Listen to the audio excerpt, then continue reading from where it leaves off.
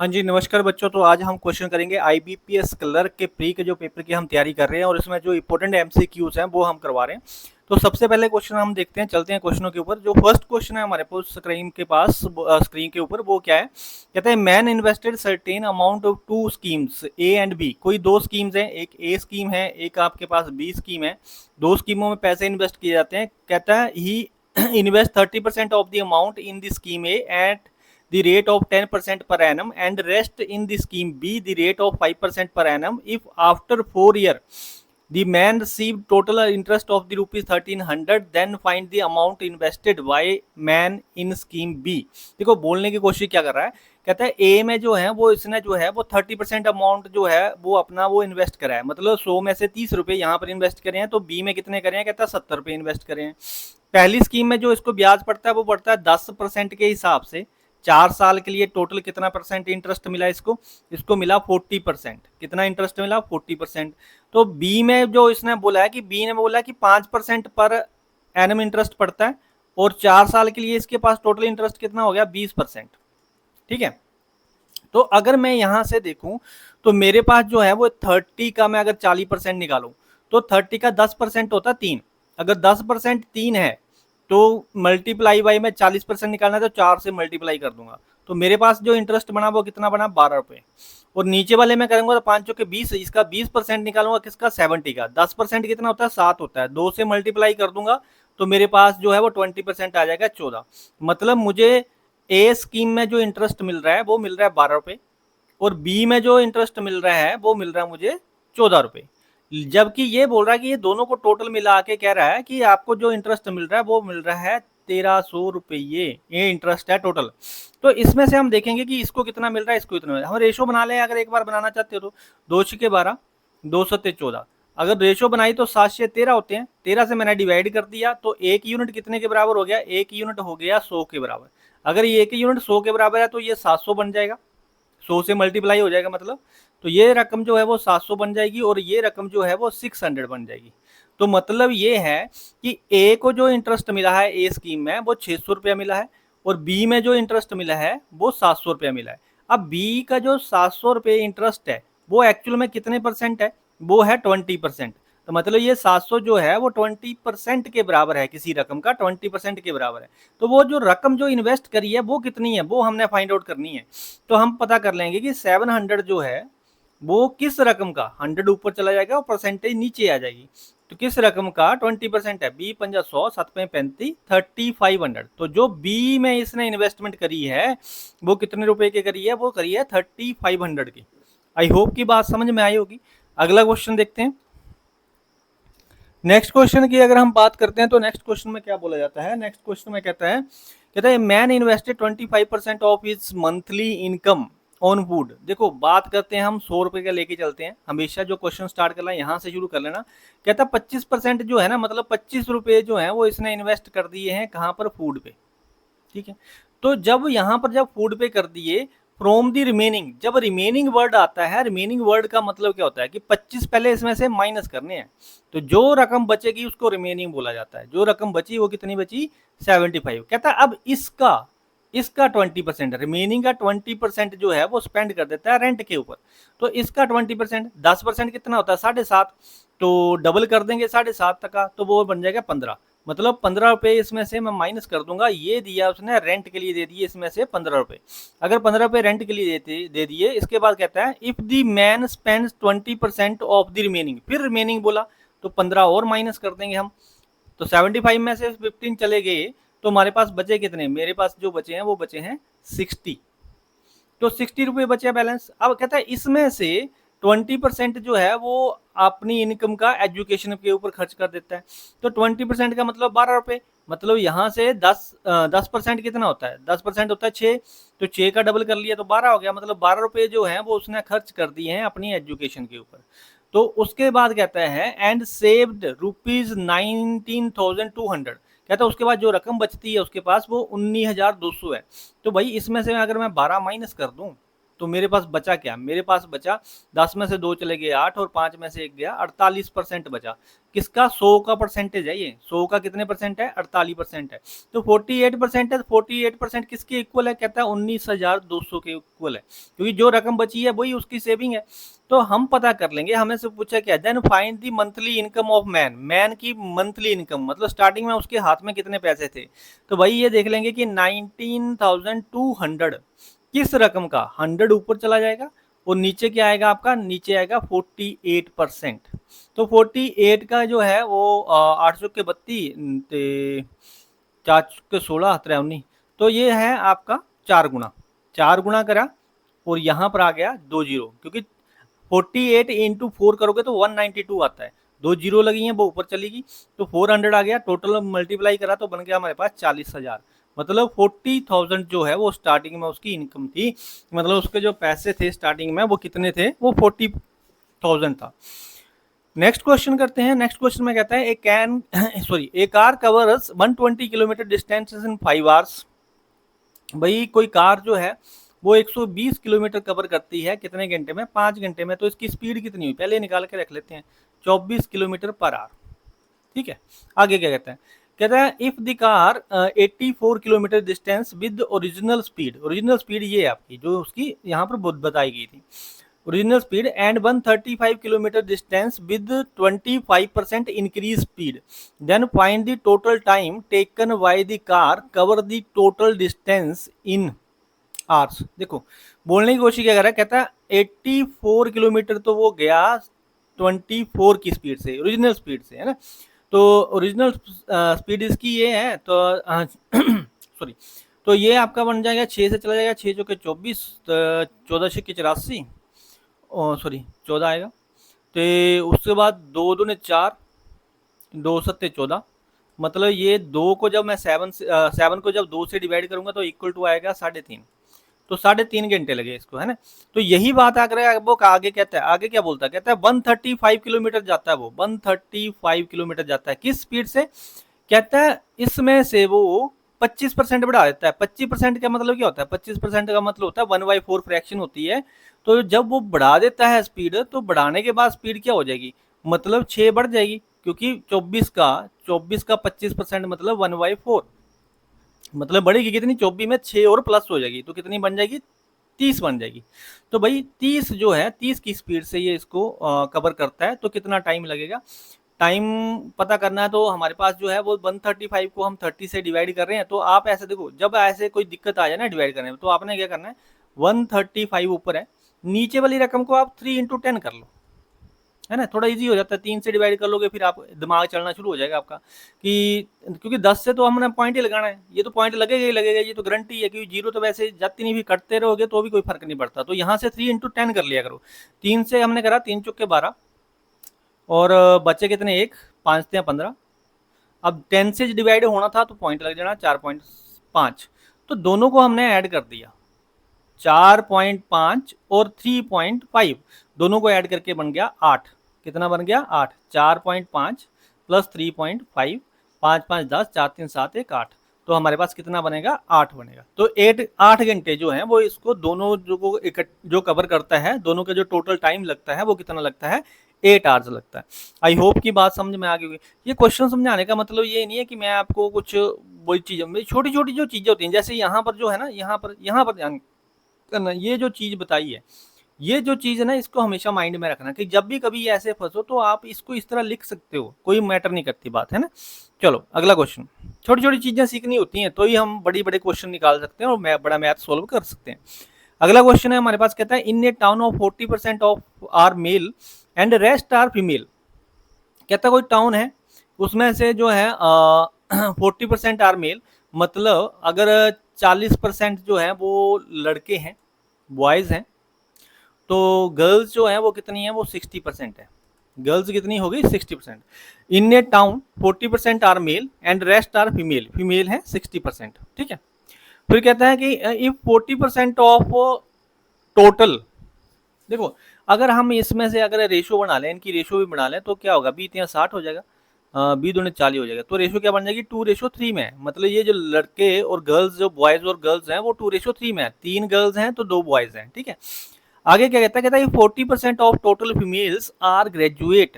कहता है 40% जो है वो लड़कियां जो है वो ग्रेजुएट है, and total non graduate females are 540। देखो अब ये लग से डाटा आ गया है ना, लड़कियों में से बात कर रहा है। टोटल 100% लड़कियां होंगी, अगर 3 लड़कियां तो वो भी अपने आप में 100% है। तो 100% लड़कियों में से ग्रेजुएट जो लड़कियां हैं वो 40% है। तो भाई जो अनग्रेजुएट जो लड़कियां हैं वो कितनी होंगी, वो 60% होंगी।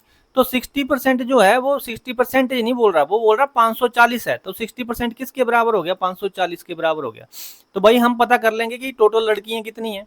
टोटल लड़कियां तो यहाँ से आ जाएंगी हमारी, क्योंकि हमें पता है कि जब भी कोई नंबर किसी परसेंटेज के बराबर आता है तो हम ऐसे कैलकुलेट कर लेते हैं कि 540 किस रकम का 60% है, किस रकम का 60% है।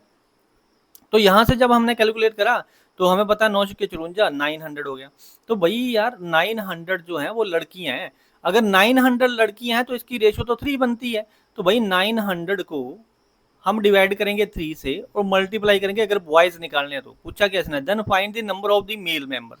तो मेल निकालने हैं तो हमने क्या करना, 3 से इसको डिवाइड करेंगे और मेल के जो रेशो है उससे मल्टीप्लाई कर देंगे। तो 3 या 9 और 300 इंटू 2 क्या हो गया 600। तो 600 जो है वो आपके मेल है। मेल कितने होंगे आपके 600। आई होप की बात समझ में आई होगी। नेक्स्ट क्वेश्चन, कुछ ना समझ में आए तो प्लीज कमेंट कर देना, ठीक है। और समझ में आए तो लाइक तो शेयर कर जरूर कर देना, लाइक तो कम से कम कर दिया करो। Reema and Seema started a business with an investment of X and rupees X plus 500। देखो एक आपके पास जो रीना है, रीना की जो इन्वेस्टमेंट है वो है एक्स, और एक है आपके पास सीमा, और सीमा की जो इन्वेस्टमेंट है, दोबारा से लिखना पड़ेगा, कहाँ चला गया, रीना की एक्स है और सीमा की जो इन्वेस्टमेंट है वो है एक्स प्लस 500। तो इन दोनों के बीच में जो डिफरेंस है वो कितने का है, पहले दिमाग में यूज कर लिया करो कि 500 का, क्योंकि एक्स तो एक्स चला गया, तो सेम इन्वेस्टमेंट है। तो एक्चुअली डिफरेंस कहाँ से आ रहा है, डिफरेंस कितने का आ रहा है, इनके मेरे दिमाग में यही आता है फटाफट, है ना, कि 500 का डिफरेंस है, क्योंकि डिफरेंस कहीं ना कहीं यूज होगा और मेरा क्वेश्चन का आंसर निकलेगा, ये गारंटी है। आगे जाके क्वेश्चन में क्या कहता है, कहता है if the profit share of the Reema is 1/6 less than the that of the Seema, then find the value of X. देखो बोल क्या रहा है, कहता है रीना का जो कहीं ना कहीं प्रॉफिट शेयर है कम होगा। कम क्यों होगा, क्योंकि ये इसकी एक्स वैल्यू है तो कम ही होगा, क्योंकि ये एक्स प्लस 500 और है, इसके पास एक्स तो है ही है, साथ में 500 है। तो हमने इन दोनों के बीच का डिफरेंस कितने का है, वो है 500 का। कितने का डिफरेंस है, 500 का। लेकिन ये जो अगर इसमें अगर हम देखें 1/6 का मतलब होता है -1 कर लेना, तो बन जाएगा 5/6। मतलब 6 में से 1 चला गया तो कितना रह गया, 5 रह गए। 6 कम 6 और 6 में से 1 गया, 5 रह गए। मतलब ये है कि अगर इसके पास वैल्यू 5 है तो इसके पास कितने हैं, 6 हैं। तो इन दोनों में जो डिफरेंस है वो कितने का है, 1 यूनिट का है। अगर 1 यूनिट का डिफरेंस है तो 1 यूनिट कितने के बराबर है, 1 यूनिट जो है वो है 500 के बराबर। कितने के बराबर है, 500 के, क्योंकि यहाँ पर जो डिफरेंस है वो 500 का है। तो 1 यूनिट जो है वो 500 के बराबर हो गया। जब 1 यूनिट 500 के बराबर है तो एक्स की वैल्यू कितने यूनिट है, 5 यूनिट। तो हम क्या करेंगे, 5 इंटू 500, क्योंकि 1 यूनिट 500 का है। तो कितनी वैल्यू बन गई एक्स की, एक्स की बन गई 2500, सॉरी कितनी बन गई 2500 वैल्यू। तो 2500 आ जाएगा, मतलब 5 इंटू 500 कर लेंगे हम, तो वैल्यू कितनी आ जाएगी आपकी 2500 हो जाएगी। आई होप की बात समझ में आ गई होगी। अगला क्वेश्चन देखते हैं। कहते हैं shopkeeper sold an article for ₹2400 and at 20% profit, then discount allow on the article is 20%। If he allow 10% discount on the article then find the profit on the article. अब देखो इस क्वेश्चन को पढ़ने से ही पता चल रहा है, सबसे पहले ये बोल रहा है कि 2400 रुपये आपका एसपी है। क्या है, एसपी। कैसे, शॉपकीपर ने सेल करा, कितने का सेल करा, 24% का। प्रॉफिट कितने का हो रहा, 20% का। इसका मतलब ये जो एसपी है, एसपी होता क्या है, एसपी में क्या होता है कि सीपी प्लस आपका प्रॉफिट, तो वो बन जाता है आपका एसपी। तो सीपी अपने आप में 100% है, प्रॉफिट कितना बोल रहा है 20% का। तो ये जो वैल्यू है वो एसपी जो है वो कितने परसेंट के बराबर हो गया, 120% के बराबर। और एसपी कितना है वो है 2400। तो हम यहाँ से सीपी निकाल सकते हैं कि जो 2400 है वो किस रकम का, 100 ऊपर चला जाएगा, किस रकम का 120% है। तो 12 दूने 24, 2000 का, तो सीपी कितना आ गया आपका 2000। अगर सीपी आपका 2000 आ गया तो आगे क्या कहता है, कहता है the discount allowed on the article is 20%। जब वो 20% का डिस्काउंट दे रहा था तो इसको प्रॉफिट हो रहा था 20% का। कहता है अगर वही डिस्काउंट जो रहा वो 10% रह जाए ता बताओ कि कितना उसको, उसका जो प्रॉफिट है, then find the profit on the article. तो प्रॉफिट कितना होगा। सबसे पहले बात ये देखो कि अगर ये 10% यहाँ पर वो 20% का डिस्काउंट दे रहा है तो मैं एमआरपी निकाल सकता हूँ। क्यों, ये मेरा एसपी है, एसपी जो होता है वो एमआरपी से कम होता है। अगर एमआरपी अपने आप में 100% है तो इसमें से अगर मैं 20% निकाल दूं तो मेरे पास बचेगा कितना एसपी, 80%, क्योंकि 20% का तो डिस्काउंट मिल रहा है मुझे, तो डिस्काउंट माइनस कर दिया मैंने। तो मेरे पास जो एसपी है वो कितना है 80%। अगर एसपी कितने है, अब एसपी है मेरे पास 2400, तो 2400 कितने परसेंट के बराबर है, 80% के बराबर है। तो मैं पता कर लूंगा कि जो 2400 है वो किस रकम का 80% है, 80% नीचे और ऊपर 100 लगाओगे तो आपके पास एमआरपी आ जाएगा। क्या आ जाएगा, एमआरपी। हाँ, पर 100 नहीं लगाना है, आपने 100 में से 10 माइनस कर देने हैं, क्योंकि आपको 10% आपको, आपसे वो जो है ना वो प्रॉफिट पूछ रहा है कि प्रॉफिट कितने परसेंट हो जाएगा। तो हमें क्या करना पड़ेगा, हमें एसपी निकालना पड़ेगा, क्योंकि अब एसपी जो है वो पुराने एसपी से बढ़ जाएगा। तो पुराना नया एसपी कितना होगा, नया जो एसपी होगा हमारा वो पूरी रकम का 90% होगा, क्योंकि पहले 80% था। पहले कितना था, 80% एसपी था, क्योंकि 20% का डिस्काउंट मिल रहा था।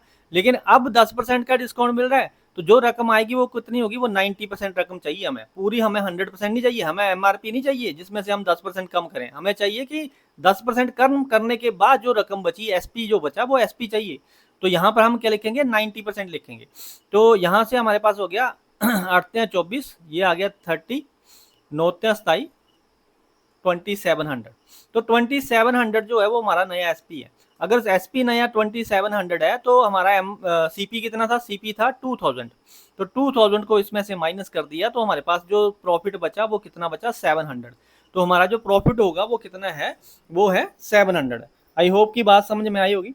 नेक्स्ट क्वेश्चन देखते हैं। अगले क्वेश्चन पे आता है, कहते हैं vessel contain 70 litre of the milk and water in the ratio 3:7। if the x liters of the milk and 56 liters of the water are added to the mixture, then the ratio of the milk and water becomes 3:5, find x। देखो हमें क्या बोल रहा है, कहता है हमारे पास एक वेसल है, एक बर्तन है, और 70 लीटर जो है वो उसमें मिल्क है, मिल्क एंड वाटर है।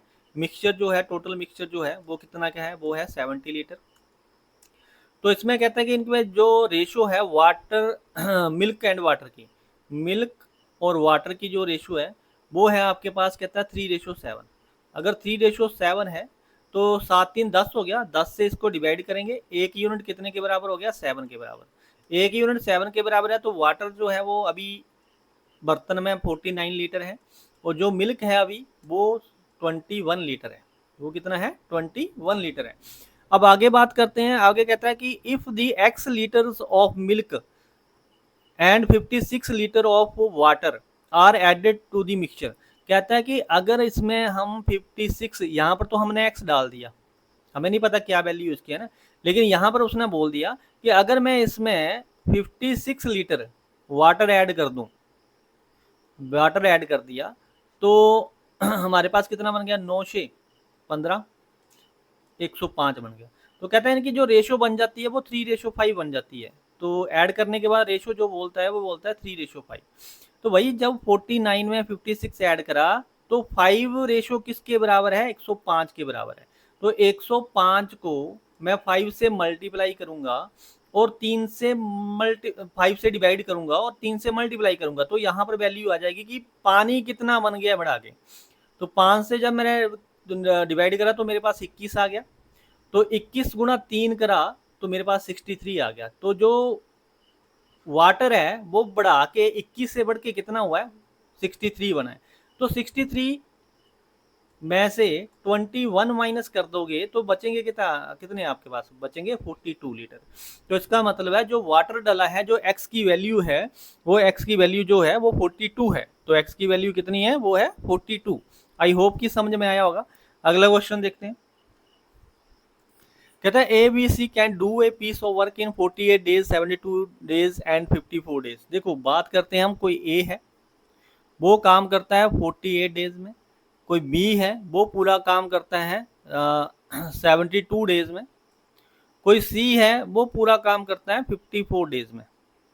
तो भाई बात अब ये आ जाती है कि हमें टोटल काम कितना, पहले तो टोटल काम की बात करें भाई, एलसीएम लेना पड़ेगा, और एलसीएम लेना पड़ेगा तो आपके हाथ पैर फूल जाएंगे।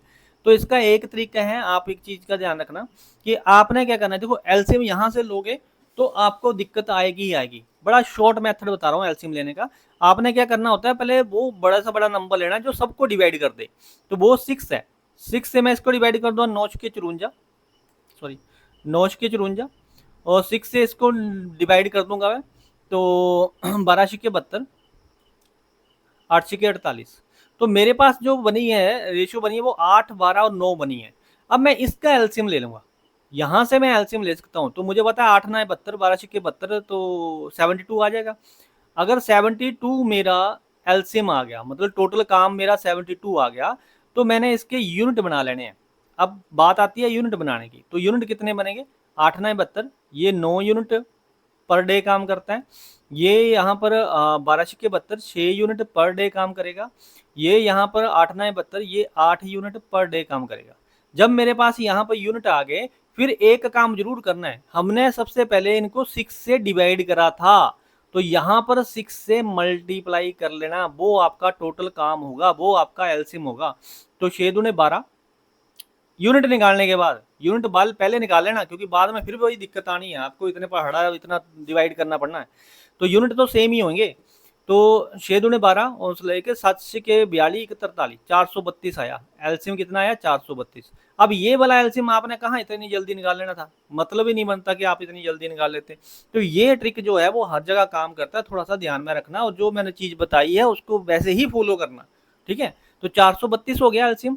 तो अब यहाँ पर आगे क्वेश्चन में क्या कहता है, कहता है if A and be together can do A work in 8 days. अगर दोनों मिलके ए और बी काम करते हैं 8 दिन, तो भाई दोनों मिलके ए और बी 9 से 15 काम करते हैं, तो 15 इन्होंने काम करा है, कितने दिन लगाए, 8 दिन। कहता है if A and be together can do A work for 8 days, 8 दिन काम करते हैं, तो 15 8 120, 120 इन्होंने काम कर लिया। तो 432 में से 120 में अगर माइनस कर दूं तो मेरे पास बचा कितना, 2 बच गए, 3 में से 2 गए 1 बच गया, और 4 में से 1 गया 3 बच गया, मतलब 312 यूनिट काम बच गए। कहता कर लिया। Find the time taken by C to complete the remaining work. Remaining work जो बचा वो ये बचा 312। तो कहता है ये 312 जो है वो 312 जो है उसको करेगा सी। सी एक दिन में कितना काम करता है, 8 यूनिट। तो 8 से इसको डिवाइड करेंगे, तो 8 से मैंने डिवाइड करा तो 8 से 24, 8 चौके 32 हो जाते हैं, तो 3 से जाएगा 8 से 24, 24 और 7 31, तो 8 9 72, 39। तो आंसर क्या आएगा हमारा, 39 डेज लगाएगा रिमेनिंग वर्क खत्म करने के लिए। वो कितना टाइम लगाएगा, 39 डेज। आई होप कि समझ में आया होगा। इस क्वेश्चन में भी मैं बार बार यही बोल रहा हूँ कि यहाँ पर समझने वाली बात जो है ना, इंपॉर्टेंट जो चीज है वो यही है कि जब भी ऐसी कोई रकम फंसे जो हमें लगे कि ज़्यादा कैलकुलेटिव हो रहा है, इसका कोई तोड़ नहीं मिल रहा है, बच्चों की कैलकुलेशन वीक होती है, तो भाई इसको इसी तरह से तोड़ना, ठीक है। पहले ही इनको डिवाइड कर लेना, पहले ही डिवाइड कर लेना, फिर यूनिट निकाल लेना साथ के साथ। डिवाइड करने के बाद जो एलसीएम आता है उसमें से यूनिट निकाल लेना, उसके बाद जिससे डिवाइड करा था उससे मल्टीप्लाई कर लेना, टोटल काम तब आता है। 72 को टोटल काम लेके मत चलना, वरना क्वेश्चन तो आपका गलत हो जाएगा, ठीक है। चलो जी नेक्स्ट क्वेश्चन पे चलते हैं। कहता the total time taken by a boat to cover. देखो बोट का भी हर बार क्वेश्चन आ रहा है या, सबसे अच्छी बात है ना, ये जो सेंटर के पेपर होते हैं उनका यही होता है कि जो पैटर्न उन्होंने पकड़ा होता है ना कि ऐसे ऐसे क्वेश्चन देने, तो वो देते ही देते हैं। तो जो आप टॉपिक, ये वाले कुछ टॉपिक जो हैं वो पार्टनरशिप हो गया, ये इनको पक्का कर लोगे ना, तो मुझे लगता है कि ये आराम से छोटे छोटे से क्वेश्चन है, बिल्कुल आसान आसान से क्वेश्चन दिए हुए हैं, इसमें घुमाया फिराया कुछ भी नहीं है। तो आराम से ये अर्थमेटिक आप कंप्लीट कर सकते हो इजिली थोड़े से टाइम में। तो इस क्वेश्चन में क्या कहता है, the total time taken by a boat to cover 105 kilometre upstream, 105 kilometre downstream 7.5 hours. If the ratio of the speed of the boat in downstream to upstream 2:1 respectively, then find the speed of the boat in speed in still water. देखो सबसे पहले तो आपको speed of boat निकालने का formula आना चाहिए, ठीक है। चलो पहले तो हम ये देख लेते हैं कि हमारे पास एक दी है डाउनस्ट्रीम, डाउनस्ट्रीम की स्पीड दी है, वो दी है हमारे पास कितनी दी है, वो दी है रेशो दी है उसकी, वो दी है 2। और अपस्ट्रीम की जो स्पीड की रेशो दी है वो दी है 1। तो ये इनकी स्पीड रेशो है, ठीक है। तो ये स्पीड की रेशो दी है हमारे पास। अब हमें अगर ये बोलता है, कहता है दोनों बार डाउन स्ट्रीम भी वो 105 किलोमीटर जाता है, तो 2 की स्पीड से जाएगा तो टाइम कितना लगाएगा, 2 पंजे 10, 2 दूने 4, 2 पंजे 10, ठीक है। तो टाइम जो लगेगा इसका वो इतना लगेगा, ठीक है। तो नेक्स्ट है आपके पास उसके बाद कहता है कि अपस्ट्रीम जाता है वो भी 105 जाता है, 105 किलोमीटर गया, और किस स्पीड से गया, वो कहता है 1 की स्पीड से गया। तो भाई 1 की स्पीड से गया तो भाई ये आपके पास क्या हो गया, 1 से जब डिवाइड करोगे तो सेम ही रकम आ जाएगी 105। दोनों को मिलाया तो टाइम कितना लगा भाई, वो टाइम लग गया आपका 157.5। कितना लग गया, 157.5। जबकि ये बोल रहा है कि इसको जो टाइम लग रहा है वो 7.5 लग रहा है। तो भाई अब ऐसा करो ना कि 157.5 को आप डिवाइड कर लो, पॉइंट हटा दो सेम सेम जगह पर 75 से, ठीक है। तो अगर नहीं आता 15 पंजे 75, इतना तो आता है, 15 एकम 15 जाते नहीं, 15 पंजे 75, तो 5 से 21। तो भाई यहाँ पर जो है एक यूनिट कितने के बराबर आ रहा है, 21 बराबर, 21 के बराबर आ रहा है। 1 यूनिट कितने के बराबर आ रहा है, 21 के बराबर आ रहा है। अगर एक यूनिट 21 के बराबर है तो भाई यहाँ पर जो है वो स्पीडें जो थी हमारे पास, वो स्पीडें कितनी कितनी हो जाएंगी। अब इसने यहाँ पर जो है डाउन स्ट्रीम और अप स्ट्रीम जो टाइम था वो बन रहा है हमारा 21, एक यूनिट आ रहा है 21 के बराबर, इसका मतलब स्पीडें ज़्यादा होगी। तो स्पीडो में कितना है हमारे पास, टोटल कितना बन रहा है, स्पीडो का जो टोटल बन रहा है हमारे पास 2:1 बन रहा है, तो 3 आ गया। तो 21 को अगर मैं 3 से डिवाइड कर दूं,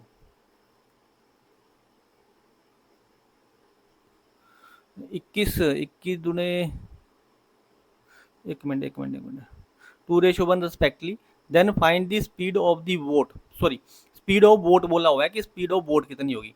तो जब हमारे पास 21 आ गया हमारे पास यहाँ पर, तो 21 से जो है वो हम क्या करेंगे, इसको डिवाइड कर देंगे, सॉरी मल्टीप्लाई कर देंगे। यहाँ पर हो जाएगा 21, ये आ गया 21, ये आ गया हमारे पास 42। टोटल जो टाइम है वो हमारे पास ये आ गया। उसके बाद हमारे पास क्या बनता है,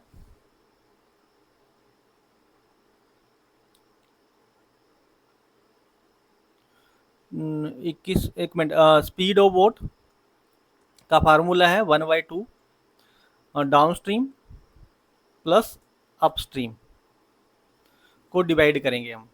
तो डाउन स्ट्रीम प्लस अपस्ट्रीम को डिवाइड करेंगे तो हमारे पास ये बन गया 42 प्लस 21, 42 43 और 53।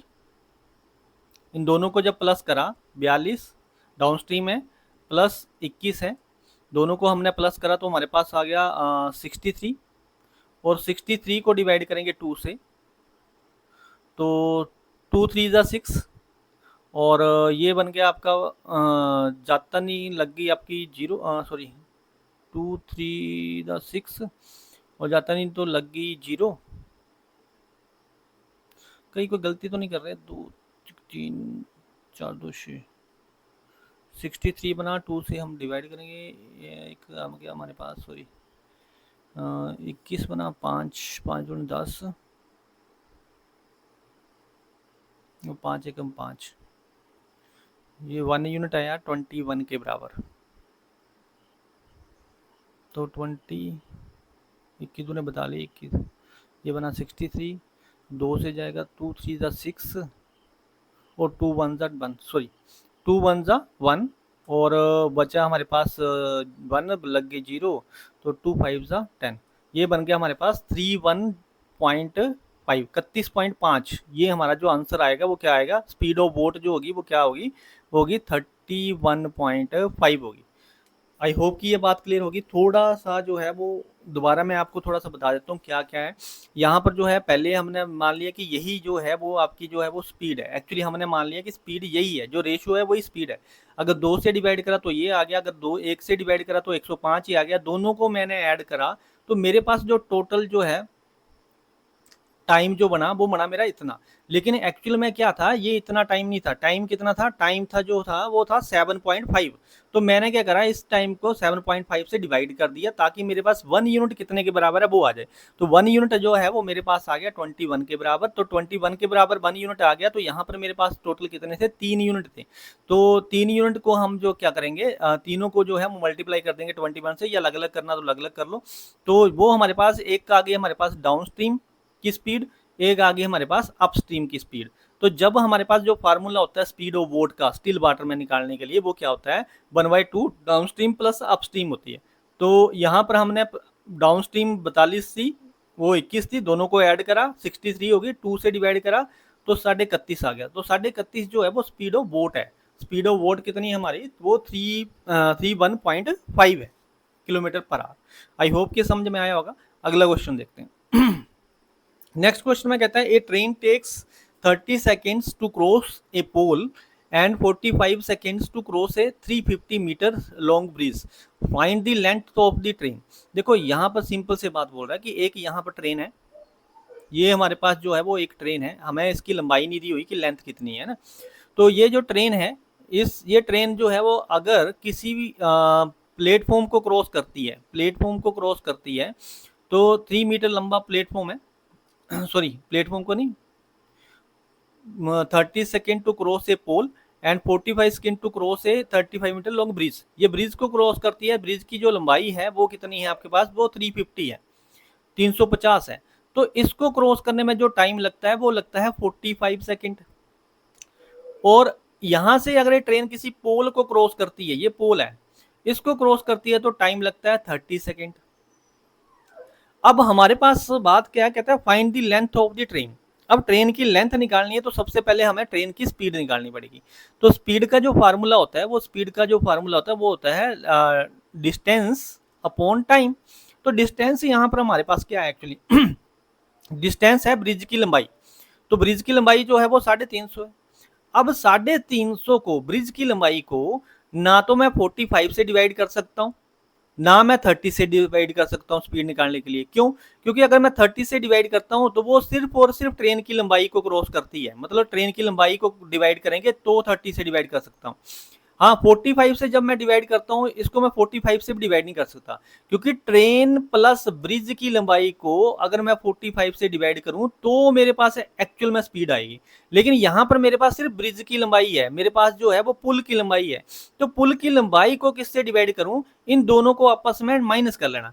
मतलब 45 जो है वो ट्रेन और इसकी ट्रेन और ब्रिज की लंबाई है, और जो 30 है उसमें सिर्फ ट्रेन की लंबाई है। तो ट्रेन की लंबाई को मैं माइनस कर दूंगा, ट्रेन की लंबाई वाले टाइम को मैं माइनस कर दूंगा, तो मेरे पास ब्रिज का टाइम बच जाएगा क्रॉस करने का। तो 45 में मैंने 30 माइनस कर दिए तो मेरे पास कितने बचे, 15 बचे। तो 15 से मैं इसको डिवाइड कर दूंगा। जब मैंने 15 से इसको डिवाइड करा तो डिवाइड तो होता नहीं, पूछा क्या पहले ये देख लेते हैं एक बार। Long bridge, find the length of the train. Train की लेंथ निकालनी है। अब ट्रेन की लेंथ कहाँ से निकलेगी, यहां से निकलेगी।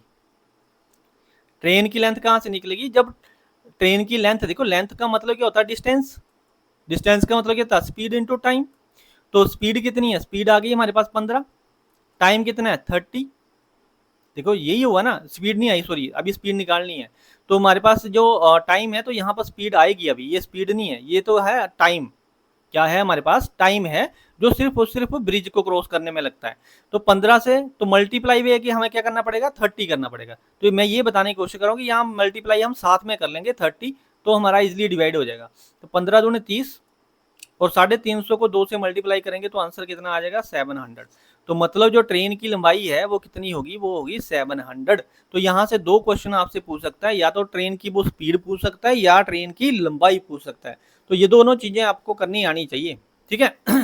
आई होप कि समझ में आया होगा। नेक्स्ट क्वेश्चन देखते हैं। कहता the circumference of 2 circles is 88 metre and 132 metres, what is the sum of the radius. भाई देखो सिंपल सी बात याद रखना कि इसके लिए तो जरूरी है ना कि हमें सर्कमफ्रेंस का फार्मूला आना चाहिए। देखो नॉर्मल जो आपके जो होते हैं 2D वगैरह, जैसे रेक्टेंगल है ना, रेक्टेंगल या स्क्वायर, तो उसके जो उसके बोल जाता है पेरीमीटर। इसकी जो लाइन होती है, सर्कमफ्रेंस क्या होता है, सर्कमफ्रेंस होता है ये वाला एरिया, यहाँ से लाइन चली, ये वाली जो बार बार वाली लाइन है इसको सर्कमफ्रेंस बोला जाता है। कहता है दोनों के सर्कमफ्रेंस दिए। सर्कमफ्रेंस का फार्मूला क्या होता है, फार्मूला क्या होता है, फार्मूला होता है 2πr, 2πr। पाई की वैल्यू जैसे 2πr का मतलब क्या, 2 इंटू बाई/7